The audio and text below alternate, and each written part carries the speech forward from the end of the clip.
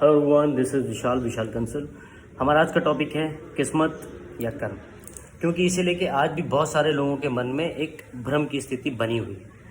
आज इस वीडियो में मैं आपको बताऊंगा कि एक मनुष्य के जीवन में किस्मत सिर्फ और सिर्फ 5 बार अपना रोल प्ले करती है।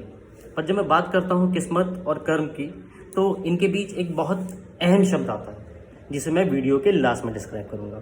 और ट्रस्ट मी, अगर आपने वीडियो पूरा देखा तो आज के बाद इस टॉपिक को लेके आपके मन में कभी भी भ्रम की स्थिति नहीं रहेगी। तो आइए शुरू करते हैं अपना वीडियो।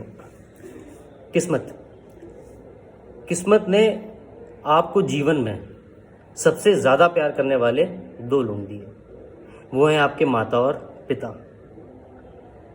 पर आप इस प्रेम को जीवन पर्यंत ऐसे ही मेंटेन कर सकते हैं या नहीं, ये आपके कर्मों पर निर्भर करता है। तो ये था किस्मत का पहला चरण हमारे जीवन में, कि कौन आपका माँ बाप होगा ये आपके हाथ में नहीं है, ये किस्मत डिसाइड करती है। अब बच्चे के जन्म के बाद आती है उसकी परवरिश। हमारी परवरिश किस पे डिपेंड करती है? हमारी परवरिश हमारे माता पिता के हालातों पे निर्भर करती है कि कैसा उनका स्टैंडर्ड है, वैसी तकरीबन हमारी परवरिश होगी। और ये भी सत्य है कि संसार का हर माँ बाप अपने बच्चे को अच्छी से अच्छी परवरिश देने की कोशिश करता है। तो किस्मत ने तो हमारे लिए जो परवरिश चूज़ की वो अच्छी थी, पर हम अपने कर्मों से उसे खराब ना कर दें। मान लीजिए हम गलत संगत में आ जाते हैं और हमारी परवरिश खराब हो जाती है, तो ये हमारे कर्म है। तो ये था किस्मत का दूसरा चरण हमारे जीवन में, कि हमारी परवरिश कैसी होगी। अब परवरिश के बाद आता है हमारा काम और धंधा, जिससे हम अपना जीवन यापन कर रहे हैं। इसे समझने के लिए ना आपको थोड़ा सा फ्लैशबैक में जाना पड़ेगा। क्या आपने स्कूल और कॉलेज के पहले दिन पे ही डिसाइड कर लिया था कि आप यही काम करोगे, या इस काम के अलावा आपने कभी कोई दूसरा काम सोचा ही नहीं? ये हमारी परिस्थितियां थीं, हम उन परिस्थितियों को पार करके तब हम इस काम पे आके रुक गए।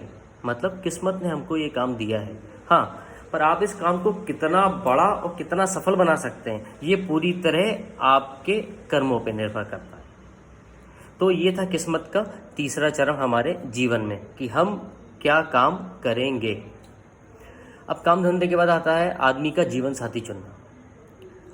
आप किसे जीवन साथी चुनेंगे और उम्र के किस पड़ाव पे चुनेंगे, ये आपके हाथ में नहीं, ये किस्मत डिसाइड करेगी।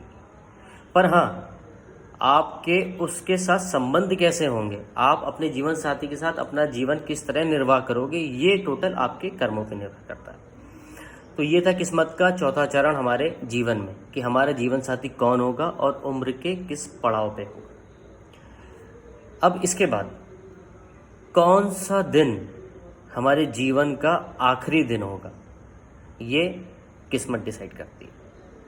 पर हमारे अंतिम समय में लोग हमारे बारे में क्या बातें करेंगे और लोग हमारे लिए कितने आंसू बहाएंगे, ये हमारे कर्मों पर निर्भर करता है। तो ये था किस्मत का 5वां चरण हमारे जीवन में, कि कौन सा दिन हमारे जीवन का आखिरी दिन होगा।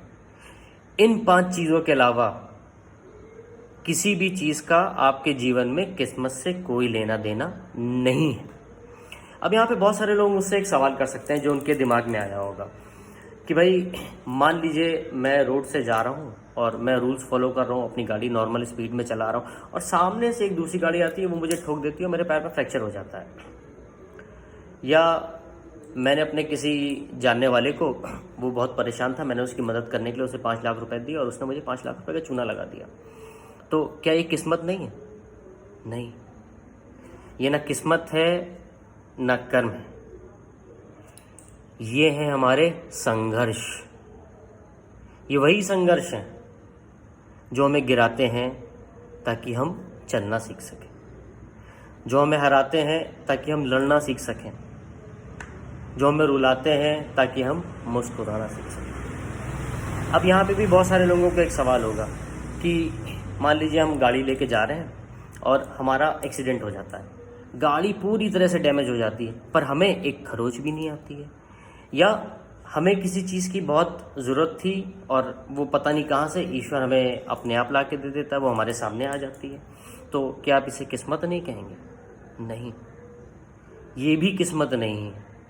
ये न किस्मत है न कर्म है, ये है संघर्ष का फल। ये उन संघर्षों का फल है जो आपने अपने जीवन में किए हैं।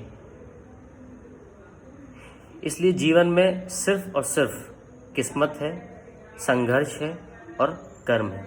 किस्मत का सिर्फ उतना ही रोल है जितना मैंने आपको बताया। यहाँ पे एक एग्जांपल देता हूँ आपको। जो 14 सालों के वनवास पे गए वो दशरथ पुत्र श्री राम थे। ये उनका संघर्ष था। और जो वनवास से वापस आए वो प्रभु श्री राम के हैं। ये उनके संघर्षों का फल था। और एट लास्ट मैं आपसे अपनी बात रिपीट करता हूँ कि ये वीडियो सिर्फ और सिर्फ लाइक और सब्सक्राइब के लिए नहीं है।